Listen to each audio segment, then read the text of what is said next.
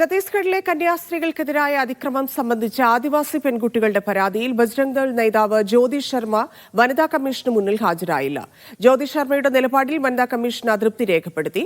വനിതാ കമ്മീഷനിലുള്ള ബിജെപി അംഗങ്ങൾ മോശമായി പെരുമാറിയെന്ന് പെൺകുട്ടികളും പറഞ്ഞു.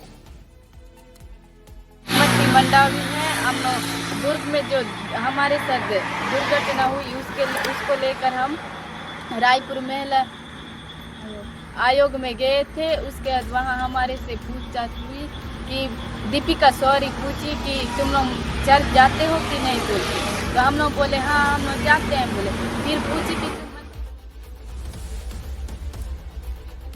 പേരുകളുമായി PR അരവിന്ദ് ചേരുന്നു. അരവിന്ദ്, എന്താണ് ജ്യോതി ശർമ്മയുടെ നിലപാട്? കമ്മീഷൻ എത്തരത്തിലൊരു അതൃപ്തിയാണ് രേഖപ്പെടുത്തിയിരിക്കുന്നത്. പെൺകുട്ടികൾ പറയുന്ന പരാതി എന്താണ്?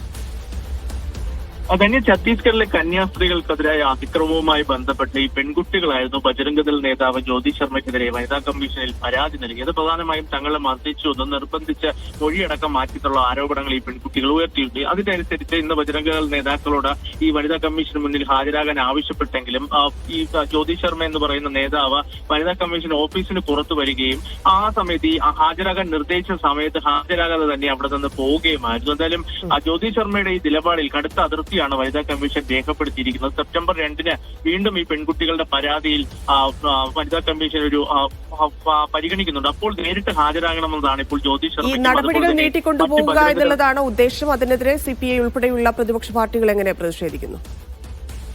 ഇതിൽ ശക്തമായ പ്രതിഷേധം ഉയർത്തും. കാരണം സെപ്റ്റംബർ 2 വീണ്ടും വനിതാ കമ്മീഷൻ ഈ വിഷയം പരിഗണിക്കാൻ പോകുന്നത്. അന്ന് ഒരു നടപടി വനിതാ കമ്മീഷന്റെ ഭാഗത്തുനിന്ന് ഉണ്ടായില്ലെങ്കിൽ ശക്തമായ പ്രതിഷേധവുമായി മുന്നോട്ട് പോകുമെന്നതാണ് CPI വ്യക്തമാക്കിയിരിക്കുന്നത്. നിരാഹാര സമരമടക്കം CPI ആസൂത്രണം ചെയ്യുന്നുണ്ട്. വനിതാ കമ്മീഷന്റെ നിലപാട് എന്തെന്നത് അടിസ്ഥാനത്തിലായിരിക്കും കൂടുതൽ പ്രതിഷേധ പരിപാടികൾ. കാരണം ഇത്രയും ദിവസമായിട്ടും പോലീസിന്റെ ഭാഗത്തു നിന്ന് ഈ ബജ്രംഗ് ദൾ നേതാക്കൾക്കെതിരെ ഒരു നടപടിയും ഉണ്ടായിരുന്നില്ല. ആദ്യം ഈ പരാതി നൽകാനെത്തിയ പോലീസ് സ്റ്റേഷൻ തങ്ങളുടെ പരിധിയിലല്ലേ ഈ സംഭവം നടന്നതെന്ന് കാട്ടിക്കൊണ്ട് പരാതി പോലും സ്വീകരിക്കാൻ തയ്യാറാകാതിരുന്നു. പിന്നീട് മറ്റ് പോലീസ് സ്റ്റേഷനിൽ പരാതി നൽകിയെങ്കിൽ ഇപ്പോഴും അതിൽ യാതൊരുവിധ നടപടിയും ഛത്തീസ്ഗഡ് പോലീസിന്റെ ഭാഗത്തുനിന്ന് ഉണ്ടായില്ല.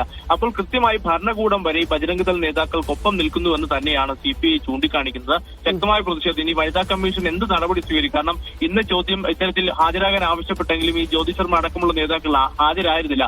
സെപ്റ്റംബർ 2 ഹാജരായ ഒരു നടപടി വനിതാ കമ്മീഷന്റെ ഭാഗത്തുനിന്ന് ഉണ്ടായില്ലെങ്കിൽ ശക്തമായ പ്രതിഷേധം ഛത്തീസ്ഗഡിൽ മാത്രമല്ല രാജ്യവ്യാപകമായ പ്രതിഷേധം ഉയർത്തുവാൻ തന്നെയാണ് CPI തീരുമാനിച്ചിരിക്കുന്നത്. ധന്യ. ശരി അരവിന്ദ്.